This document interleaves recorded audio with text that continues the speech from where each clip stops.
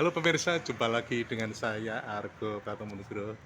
Saya lagi ke ruang handphone dan smart televisi Anda. Kali ini saya baru saja mengikuti sidang di Pengadilan Negeri Yogyakarta yang menyangkut kasus Palang Merah Indonesia cabang Yogyakarta. Selamat jumpa Mas Krisna. Selamat berjumpa Pak Argo, ketemu lagi nih. Ya, sidang hari ini seperti apa Mas Krisna? Anda menggugat ini ya? Ya, kita diberikan kuasa untuk mengajukan gugatan oleh Pak Haka Astana Ya, yang sebagai PLT Ketua PMI Kota Yogyakarta. ya, ya.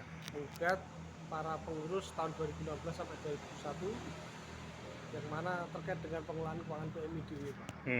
Ya, ya, ya. PMI Kota, maaf, Ya, PMI ya, ya. Kota Yogyakarta. Ya, ya, ya. Itu saya mengikuti sejak dulu, itu kayaknya kasusnya udah banyak itu ya, termasuk kayaknya menyangkut pidana Ya, korupsi juga ya. sudah diputus terkait dengan menghilangkan barang bukti Hmm. dengan terpidana, dan sudah ada putusan terkait dengan bendahara PMI Kota Yogyakarta Hmm.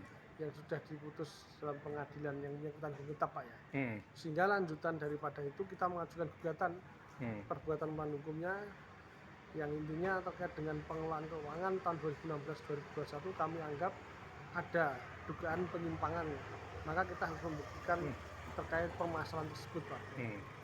Anda tadi saya melihat menggugat banyak pihak itu, sampai 7 atau 8 Ya, pengurusnya dan turut tergugat yang dalam satu kesatuan, karena PMI itu kan sifatnya kan kolektif kolegial Pak. Ya, ya. Walaupun tidak melakukan perbuatan, tapi karena dalam ada satu pengurusan wajib kita tarik sebagai turut tergugat. Dan kita tarik sebagai ada dari Kepala Badan Pertanahan Kota Jogja, Sleman, kemudian ada dari Bantul, dan ada dari Klaten. Kenapa? Karena kita menarik Kepala Badan Pertanahan karena supaya apabila terjadi ada peralihan hak atas tanah yang menurut penggugat istilahnya nanti terkait dengan persoalan pengelolaan keuangan yang begitu besar, karena pertanggungjawaban darah dari masyarakat itu sangatlah urgent Pak.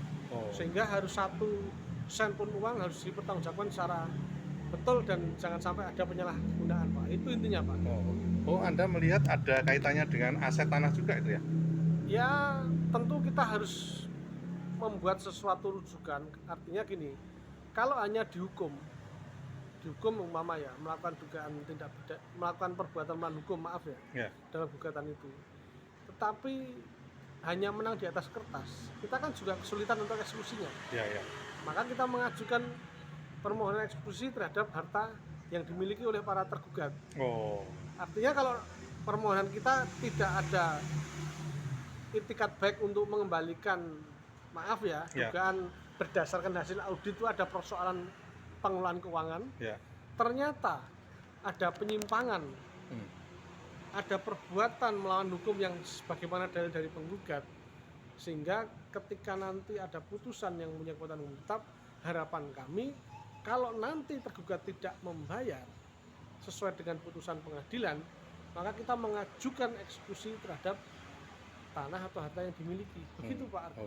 Terakhir Mas, ini saya hanya menduga ini nanti tanggung renteng atau seperti apa ini? Ya, nilainya berapa itu? Kita mengajukan gugatan sebesar 27 miliar Pak. 27 miliar? Ya, dalam itu berdasarkan hasil audit Pak ya. Iya. Bukan berdasarkan kata-kata saya. Iya. Berdasarkan hasil audit. Hasil audit dari kantor akuntan publik. Sehingga dari hasil itu maka kita mengajukan gugatan itu. Persoalan seperti apa putusan supaya tidak hanya di atas kertas, ada pertanggungjawaban yang dilaksanakan oleh para tergugat semisal dikabulkan, sehingga ada upaya untuk membayarkan. Kalau tidak membayar, apa langkahnya? Ya, kita mengajukan eksekusi terhadap tanah-tanah tersebut. Oke. Kurang lebih begitu Pak. Terima kasih Mas Krisna. Nanti lain kali saya akan ikuti lagi. Nah pemirsa, akhirnya saya Argo Pratomonugro undur diri dari ruang handphone dan smart televisi Anda. Argo Pratomonugro terus beritakan, Anda yang bijaksanakan. Sampai jumpa.